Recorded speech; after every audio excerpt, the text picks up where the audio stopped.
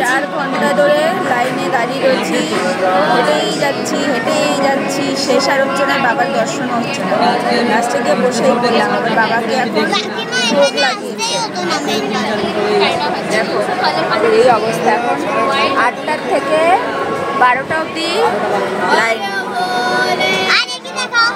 আমাকেও দেখো। তো আমরা বেরিয়ে পড়লাম ভোর 4টের সময়। প্রাকৃতিক নাজারা দেখতে দেখতে আমরা চলে গেলাম। সত্যি রাস্তাটা এতটাই সুন্দর ছিল, কি বলবো। দুদিকে শুধু পাহাড় আর পাহাড়, আর ওয়েদারটা এতটাই ঠান্ডা। প্রথমে চলে গেলাম ত্র্যম্বকেশ্বর। আমার এই নিয়ে 3বার হলো দর্শন। আমার মেন টার্গেট ছিল গ্রীনেশ্বর যাওয়ার। গ্রীনেশ্বর না কৃষ্ণেশ্বর, যাই হোক, ওই জ্যোতির্লিঙ্গটা আমার দর্শন করার ছিল। তো সামনে ত্র্যম্বকেশ্বর এসছে, তো ড্রাইভার ভাই বলল কি আগে এটা দর্শন করে নিন। আমরা কি জানতাম যে 4 ঘন্টা লেগে যাবে লাইনে। 4 থেকে 4.5 ঘন্টা লাইন, শেষই হচ্ছে না। আসলে ভ্যাকেশন টাইমে যাওয়াটাই আমাদের উচিত হয়নি।